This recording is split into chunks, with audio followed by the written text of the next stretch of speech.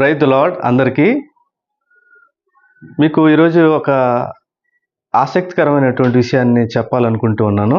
అదేంటంటే యేసుక్రీస్తు వారు చాలామంది అనుకున్నట్టుగా పశువుల పాకలోని పుట్టలేదు. క్రైస్తవులు అనుకున్నట్టుగా యేసుక్రీస్తు వారు పశువుల పాకలో పుట్టలేదు.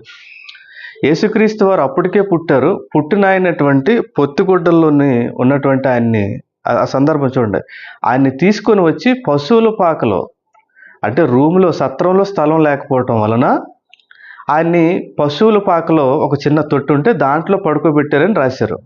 ఇది క్రైస్తవులైన వారు గమనించాలి.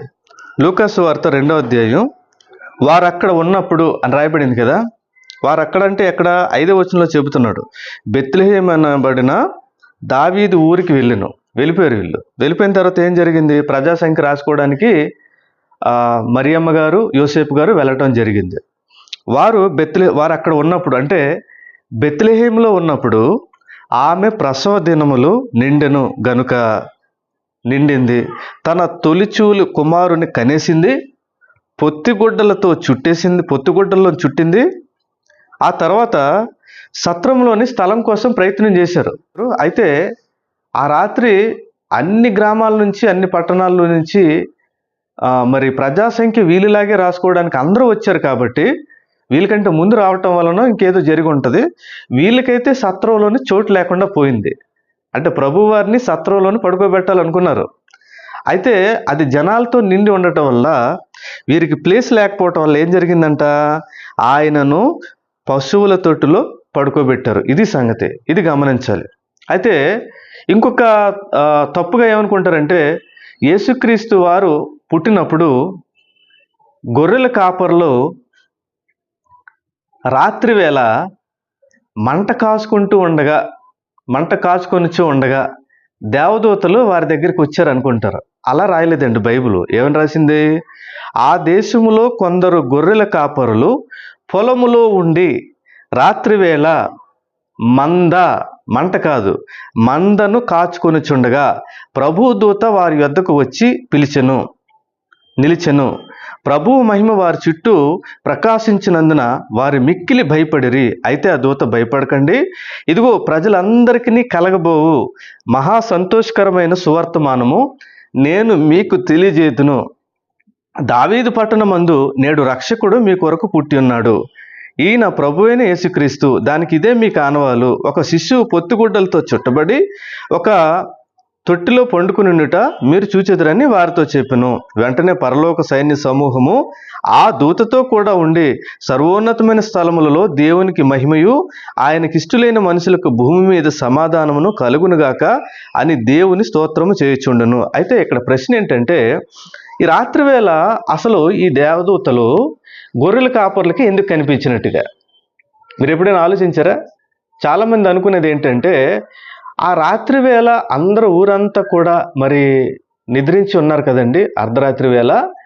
కాబట్టి వీళ్ళు మాత్రమే మేల్కొని ఉన్నారు కాబట్టి వీళ్ళకి దేవదూత చెప్పిందని అనుకుంటారు. అసలు ఉద్దేశం అది కాదు. ఈ రాత్రి వేళ గొర్రెల కాపర్లకి ఎందుకు పశువుల మందని రాత్రి వేళ మందను కాస్తూ ఉన్నారు అంటే, డ్రై ఫీల్డ్స్లోని పొలాలన్నీ కూడా అవి కట్ చేసిన తర్వాత పొలంలోనికి పశువులు వదులుతూ ఉంటారు. ఒకవేళ వీళ్ళు గనక యేసుక్రీస్తు వారు పుట్టింది ఒకవేళ చలికాలం అయితే రాత్రి వేళ మందను కాయరు, మంటను కాచుకుంటారనే ఉద్దేశంతోనే అది చలికాలం అనుకుంటారు. కాదు అది. ఇక్కడ మీరు గమనించండి, ఇక్కడ ఏం చెప్తున్నాడు? రాత్రి వేళ మందను కాస్తూ ఉన్నారు కాబట్టి వాళ్ళు మేల్కొని ఉన్నారు కాబట్టి వాళ్ళకి దేవదూతలు సువార్త చెప్పారు అనుకుంటారు. ఏమండి, ఒకవేళ దేవుడు గనుక సువార్త చెప్పాలనుకుంటే ఆ రాత్రి అసలు ఎవరిని కూడా ఆ ఊర్లో పడుకునేవాడు దేవుడు అనుకుంటే, లేదా ఉన్న వారిని మేల్కొల్పి యేసుక్రీస్తు రక్షకుడు పుట్టాడని చెప్పడం కూడా దేవునికి పెద్ద పని కాదు.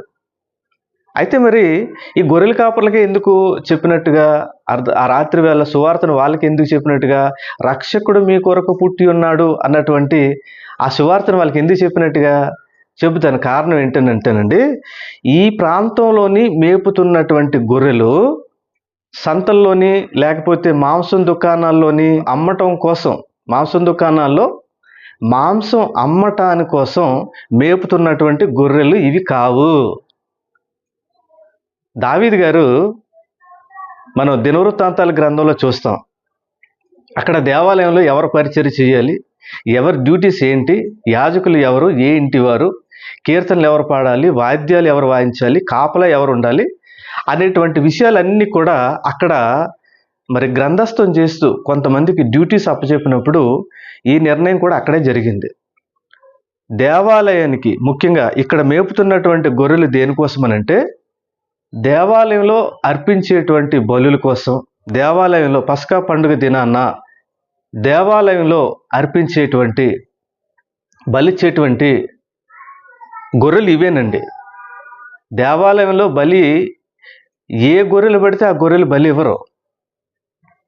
ఇవ్వకూడదు. అది దావీదు గారి రూల్. అది ఈ గొర్రెలు దేవాలయంలో పస్కా దినాన్న బలి ఇవ్వటాని కోసం పెంచుతున్నటువంటి మేపుతున్నటువంటి గొర్రెలు. బలి ఎందుకు ఇస్తారు? ఇశ్రాయేలు ప్రజలు తమ పాపాల కోసం, తమ పాప ప్రాయశ్చిత్తం కోసం దహన బలులని, సమాధాన బలులని, రకరకాల బలులు వారు దేవునికి అర్పిస్తుంటారు. అంటే వాళ్ళు చేసినటువంటి పాపం నిమిత్తము ఈ పశువుల్ని, గొర్రెలు అనేటువంటి బలిస్తూ ఉంటారు. అయితే ఇప్పుడు దేవుడు ఏం చెప్తున్నాడు? ఇప్పుడు దేవదూతలు ఏం చెప్తున్నాయి? రక్షకుడు మీకోసం పుట్టాడు అని వీళ్ళకి ఎందుకు చెప్తున్నాడంటే ఇక మీరు గొర్రెలు మేపవలసిన అవసరం లేదు, పాప పరిహారం కోసం బలులు ఇవ్వటం కోసం మేకలు లేకపోతే ఈ పశువులు, ఈ గొర్రెలు అవసరం లేదు. ఎందుకంటే వచ్చేసింది, పస్కా పశువు వచ్చేసింది, పస్కా గొర్రె పిల్ల వచ్చేసింది అని చెప్పడం దాని వెనకతలో ఉన్నటువంటి ఉద్దేశం. అందుకే యోహాను సువార్తలోనండి ఒక మంచి మాట ఉంటుంది చూడండి. యోహాను గారు యేసుక్రీస్తుని ఎలా పరిచయం చేస్తాడనంటే, మరునాడు యోహాను యేసు తన యొద్దకు రాగా చూచి, ఇదిగో లోక పాపమును మోసుకొని పోవు దేవుని గొర్రె పిల్ల అన్నాడు కదండి. అలాగే ఇక్కడ 36లో కూడా అదే మాట చెప్తున్నాడు చూడండి. అతడు నడుచుచున్న యేసు వైపు చూచి, ఇదిగో దేవుని గొర్రె పిల్ల అని చెప్పాను. పౌలు గారు ఏమంటున్నాడంటే మన పస్కా పశువు ఈయనే, పస్కా గొర్రె ఈయనే అని అంటూ ఉన్నాడు. ఆ రోజు రాత్రివేళ మంద కాస్తున్నటువంటి గొర్రెల కాపలు కనపడటానికి, దేవదూతలు వారికి సువార్త చెప్పడానికి, రక్షకుడు పుట్టాడని చెప్పడానికి కారణం ఏంటంటే ఇక గొర్రెలు మీరు బలి కోసం అయితే మేపవలసిన అవసరం లేదు, సమస్త మానవ పాపాల కోసం బలవటానికి దేవుని కుమారుడు, దేవుడు పంపుతున్నటువంటి గొర్రెపిల్ల వచ్చేసింది, ఆయన యేసు అని చెప్పటం. అది దాని యొక్క ఉద్దేశం. మా కోసం ప్రార్థన చేయండి. Thank you all.